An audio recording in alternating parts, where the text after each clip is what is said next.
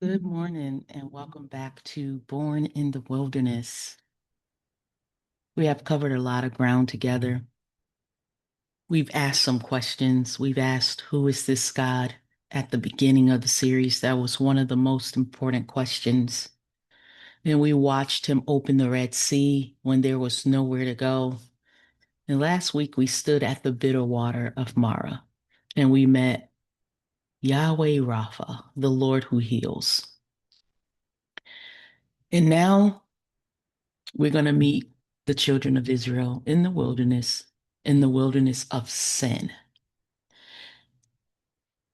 They're moving deeper into the wilderness. And at this point, they're hungry. And so today we're going to talk about manna.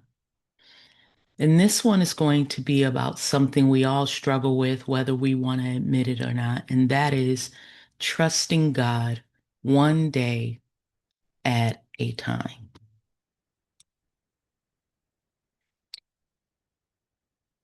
So just to give you a little background, a little backdrop here. If you recall the story of the children of Israel wandering in the wilderness, today we're going to highlight from Exodus chapter 16, verses 1 through 31.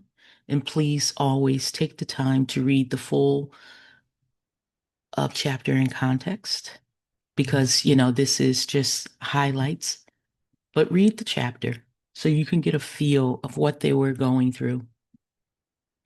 And they're in the wilderness. And the whole congregation of Israel, they begin to grumble again. And I want you to notice the specific thing they say because it reveals some things about the human heart that's under pressure. What do they say? They say, if only we had died in Egypt. At least in Egypt, we sat by pots of meat. We had bread to eat. You brought us out into this wilderness to kill this whole assembly with hunger. In other words, remember, they were in bondage in Egypt. They were in slavery, but they were romanticizing it. The same people who were crying out for deliverance, for help, were now, these same people were now talking about what they had there. And I want you to think about that for a moment. They are looking back at the place that oppressed them for 400 years, and they are calling it good because at least they were fed there. The wilderness has stripped away enough comfort that the bondage they came from is starting to look like a better option. And absolutely, God hears them and he does not rebuke them. He says, I will rain bread from heaven for you. Bread, bread from heaven. Every morning, he said he would give you enough for that day. Not enough for the week, not enough for the month, but I'll give you just enough for today. And so the test is built right into the provision. So in verse 4, God says, I will rain bread from heaven for you, and the people shall go out and gather a day's portion every day, that I may test them whether they will walk in my law or not. The provision was also a test. Would they trust God for today, or would they try to take tomorrow into their own hands? And that is the question that I want you to think about as we finish and go through this particular session. So, what is our wandering today? Wandering with purpose. Read Exodus 16 in verse 4. Let me go ahead and I'm going to actually read it. I'm going to read it from my Legacy Standard Bible. I sometimes use different translations in the slides because I try to make sure I'm using an easy to read translation. But let's see what Exodus chapter 16, verse 4 says in the Legacy. Legacy Standard Bible. Then Yahweh said to Moses, Behold, I will rain bread from heaven for you, and the people shall go out and gather a day's portion every day, that I may test them whether or not they will walk in my law. Again, it's easy for us to read past this, but God said that the bread from heaven is the provision, but he said that the people should only gather a day's portion. He only wanted them to grab just enough that they needed for that day so that he could test them. And again, the provision was the test. God did not give them a month's supply of manna all at once. He could have, absolutely. He is God. He could have opened a whole warehouse full of food, but he chose to give them exactly 1 day's worth every single morning. And the test was not whether or not they could gather it. The test was whether they would trust him to do it again tomorrow. Would they trust him at his word? And verses 19 and 20 tell us how well that went. Let's go ahead and read chapter 16, verses 19 and 20. And it says, 19 through 20, sorry. We're going to read it. It says, and Moses said to them, Let no man leave any of it until morning. But they did not listen to Moses, and some left part of it until morning, and it bred worms and became foul. And Moses was angry with them. So they gathered it morning by morning, every man as much as he should eat. But the sun would grow hot, and it would melt. Let me read verse 20 again. But they did not listen to Moses, and some left part of it until morning, and it bred worms and became foul, and Moses was angry with them. Some people kept it overnight anyway, and it rotted, it bred worms, it stank. The manna was not designed to be stored, it was designed to expire because the whole point was not the bread, the whole point was the daily return to the source. Now, I want you to go over to the New Testament for a moment. You know, when Yeshua taught his disciples how to pray, he said, Give us this day our daily bread. He did not say, Give us this year our annual bread. He didn't say, even give us this month our monthly bread. He said, daily bread. How many of us read that passage of scripture? We probably read it often. We probably even teach it. Teach it to our children, teach it to our friends or whomever we're teaching. We probably have studied it when we've asked the Lord, teach me how to pray. And we're praying for our daily bread. But do we really mean our daily bread, or do we want more than enough? Yeshua was praying in the language of the wilderness. He was inviting us into the same daily rhythm of dependency that God was building into Israel at Exodus 16.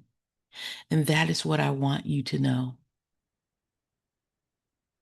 The daily bread from Matthew 6 and verse 11 that Yeshua was speaking about is the same posture that the Most High God was telling us to have in Exodus 16. Trust him for your daily provision. And what's the inventory? Let's look at the inventory now. There are 3 inventory questions I want to ask you for this, and I want you to be honest with all 3. The first thing I want to ask you is, what are you hoarding? Now, I am not just talking about food or money, although those are very valid. But I am talking about even control. Are you hoarding your plans, contingency options, the thing you will not release because deep down you are not sure God will come through if you let go of it? The backup plan you are holding in your other hand while you say you trust God with your first hand. So you have this hand saying, I trust you, God, but you still have that backup plan. So what is it that you are hoarding? Because the things that I just listed, that is hoarding. And just like the manna, it will rot if you try to keep it past this season. The second thing I want to ask you is, Where are you still romanticizing Egypt? Israel was standing in the presence of God and they were looking back at slavery with longing because at least they had meat and bread. They said they would rather be in bondage because they had meat and bread. And that is how powerful familiarity can become, even painful familiarity. The wilderness strips away enough comfort that the old bondage starts to look like provision. And now, the third question I want to ask you: what is your Egypt right now? What are you looking back at that God has already brought you out of? Are you gathering daily or are you trying to survive on yesterday's manna? That's the third question. Are you gathering daily or are you trying to survive on yesterday's manna? This one is for the spiritual life specifically. What God gave you in a past season, a past word, a past experience, even a past revelation, it was for that season. It does not expire in the sense of becoming untrue, but it does expire in the sense that it was not designed to be your only source forever. There is fresh bread for today. Are you going out to gather it, or are you spending time with God today? Are you bringing today's needs to Him today? Or are you surviving on something He gave you last year, 2 years ago, 6 years ago, 30 years ago? That's your inventory, your three questions. Those are the things you have to consider because then you'll know what you need to get rid of. What are you hoarding? What are you still romanticizing in Egypt? Are you gathering daily or are you trying to live on yesterday's manna?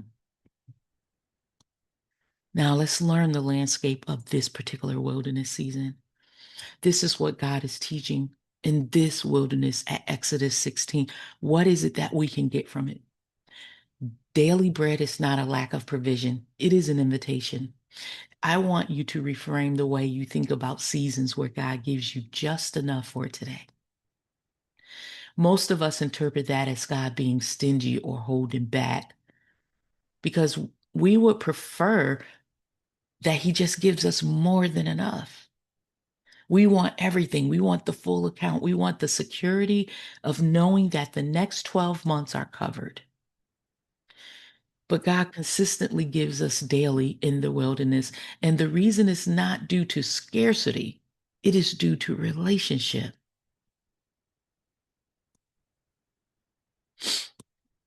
When God gives you just enough for today, He is saying, come back tomorrow.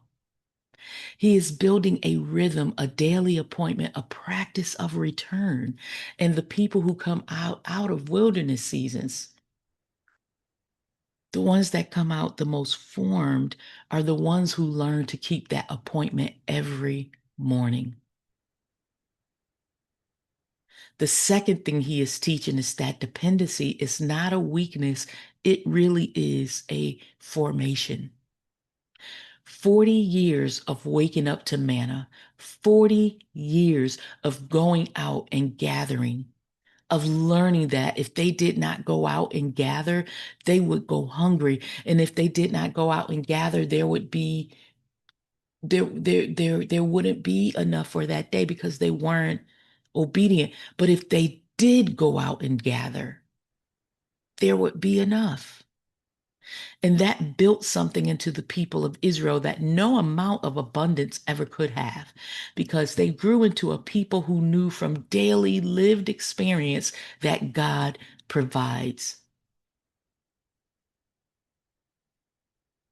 And the third thing I want you to get from this, what you can learn from this particular landscape that we're at today.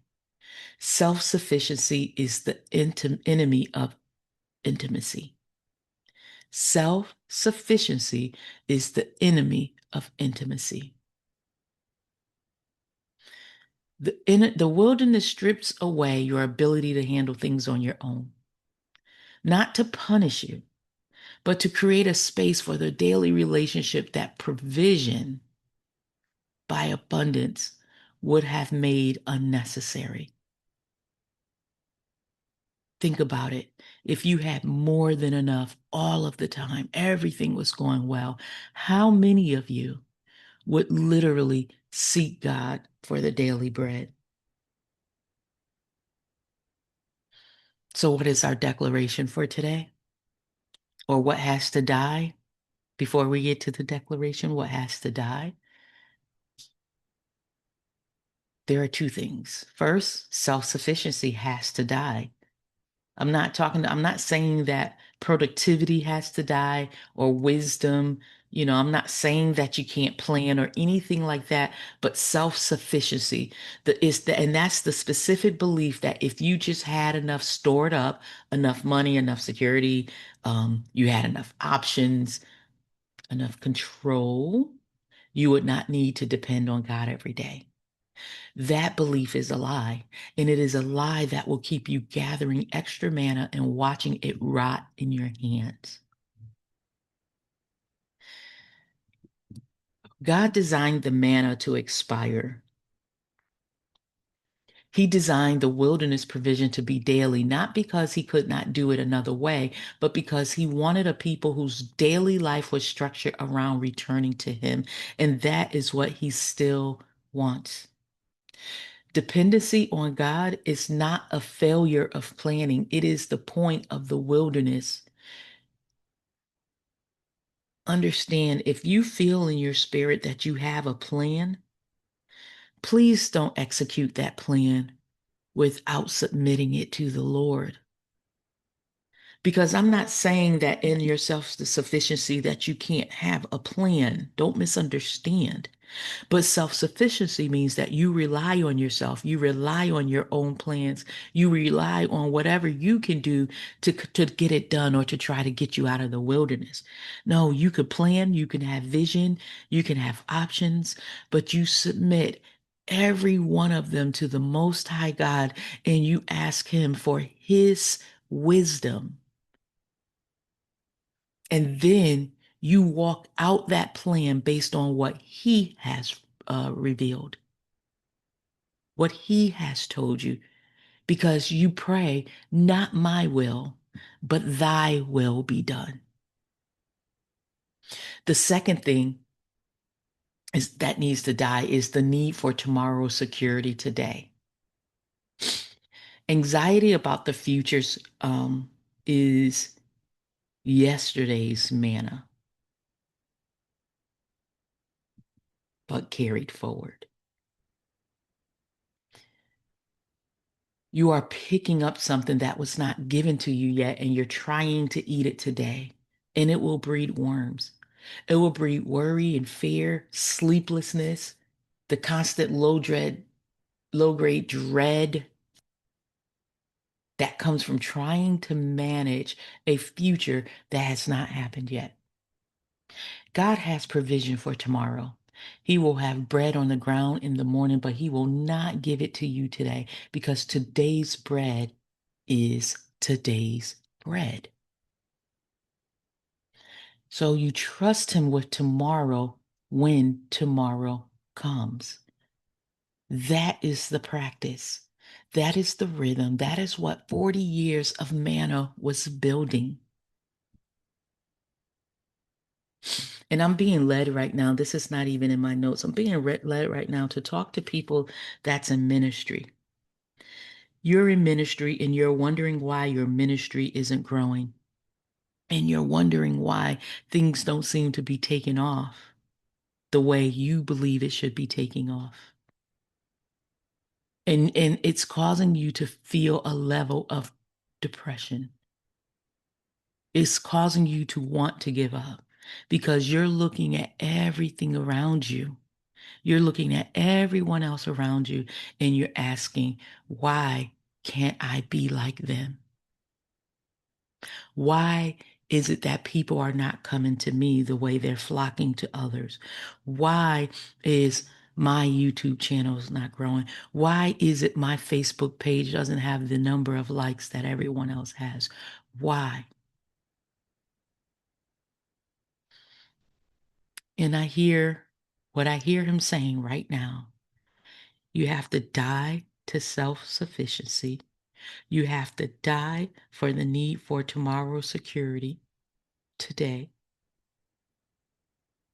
But most importantly, you have to die to comparison. Because in this season, the Lord has never asked you to compare yourself with someone else. Because that someone else that you may be comparing yourself to, that ministry that you may be comparing yourself to, that person that you may be comparing yourself to, that family member, whatever it is, you don't know how they built what they have. But God is telling you to seek Him for the daily provision and allow tomorrow to take care of itself. Now let's do this declaration together. It's on the slide there. Let's say it out loud. Say it together. I release the need to stockpile what God intends to give me daily. I will go out and gather today. I trust that He will be here tomorrow with fresh provision. My dependency on Him is not my weakness. It is my design. Born in the wilderness. The wilderness is not your ending. It is your beginning. And I'm hearing something else in the spirit. I am hearing someone ask, how do I ask him for the daily bread? What do you mean by, let me go back to it. What do you mean by go out and gather today? What is my manna? Well, only you know what your manna is for the day. It may be different for everyone because everybody doesn't need extra money. They may need something else. For them, it may be healing. It may be something else. I don't know. But how do you go out and gather today? Remember, I said that was an invitation. They had to get in the rhythm of trusting God every single day for that day's provision, whatever you feel that provision is. And I'm telling you to get in the rhythm of seeking God, seeking the Most High daily. Get a devotion time, get in your word, say your prayers every single day. Cast your cares upon him because he cares for you. That is what I mean by going out to gather. I don't mean you're going out to gather it on your own and you're doing whatever you want. No, you know what your manna is. You know what your need is for that day. And I'm asking you to get into the rhythm of meeting God every day, not just to tell him your need for that day, but to thank him, but to be grateful, but to build intimacy, just to talk to him, just to love on him. He will give you this day your daily bread. Your dependency on God is not a weakness. It is actually what you were designed for. And he put you in the wilderness because the warehouse was keeping you from the daily relationship. The abundance was keeping you from the daily relationship. And the daily manna, that daily return to seeking God, to trusting him, the daily gathering, that is not inconvenience. That is intimacy. So I challenge you to get out and gather today. And next week, not sure. I do have an outline of how I want to walk through this series. But I plan to go into Exodus 17. So if you want to go ahead and prepare yourself, I'm going to go through Exodus 17, where we talk about the water from the rock, where they are thirsty again. But before we go, I want to tell you about something I have coming up in just a few days. Just a few days. You may have been in the wilderness for quite a long time. You may be one of those who have been looking back at Egypt, saying, I was better off before I entered into this wilderness. And you may be one that's trying to gather tomorrow's manna, next month's manna, next year's manna, and it's not working out for you. And it's causing you to feel low. It's causing you to feel depressed. It's causing you to feel a certain way. Well, I have a Rise Masterclass coming up for women who are stuck, women who have been close to the breakthrough for so long, but they have yet to cross over. And so that close to breakthrough have been feeling like your permanent address. This Rise Masterclass is for you. It is a masterclass where you actually have to do the work. And that is what makes this masterclass different. See, this masterclass is not just going to be me talking to you. No, it is going to be me with you, the two and cross to cross, me coming alongside you. But in this masterclass, what we're going to do is we're going to do some work. We're going to start with the work. We're going to start going deep. We're going to start with you naming where you are. That's right. We're going to do some exercise where you're going to have to be honest with the man in the mirror. You're going to have to be honest with yourself. Listen, if you know some people who will benefit from this masterclass, it is free. Go ahead and send them that link that you see right there, or scan that QR code, send that to, invite as many people as you want. It is free. I just want to be the vessel that the Most High uses to start you on your journey to freedom, your journey to breaking through, so that you can just stop waiting at the crossroads and you can start walking. That is going to be this Sunday, May 24th, 2026 at 7:30 p.m. Eastern Standard Time, and the format is going to be Zoom. Listen, I had somebody reach out to me and ask if they had to show their video. Listen, this is not about that. Of course, I would want to see your beautiful faces, but you don't have to show video. Just show up. Just show up ready to do the work. That is all I'm asking. Invite a friend, invite two friends, invite whomever you feel this will help. Listen, I am asking you to come. I am asking you to meet me in May 24th. And listen, someone has already told me that they're going to try to join at 7:30 Eastern Standard Time, and that is USA time, of course. And you may be in another country and the time is totally different. Yes, there will be a replay. There is a replay, but in order to get the replay, you need to register. I'm not going to post this masterclass on Facebook. I am not going to post it on Facebook. So I will need your email address, and the only way to get your email address is through registration. So please register. The replay will only be available for a short amount of time. So I need your email address now by registering. Listen, registration will be up through about 1 hour before the master class. After that, I'm shutting down registration because people, you need to be there from the beginning to the end. You got to be there with me to do the work. So, have you been close to your breakthrough for so long that close has started to feel like your permanent address?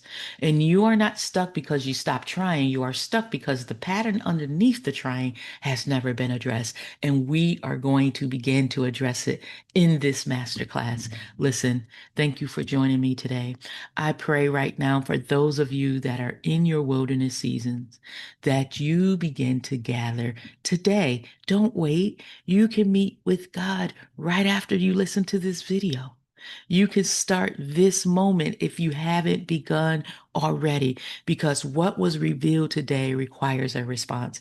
And I want you to take it back to the Lord and move accordingly. Move according to what He has revealed to you for this season that you are in. Listen, God is a provider and He provides daily bread, daily bread. And I'm asking you to seek him for your daily manna. Listen, can you do me a favor before you go?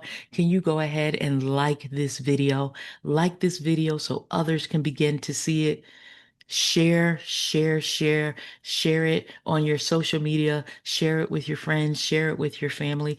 Comment and let me know what spoke to you today. What really spoke to you today? And don't forget to subscribe and hit the notification bell. Listen, I appreciate you joining me today. Again, go and gather, go and gather today's manna. Be well.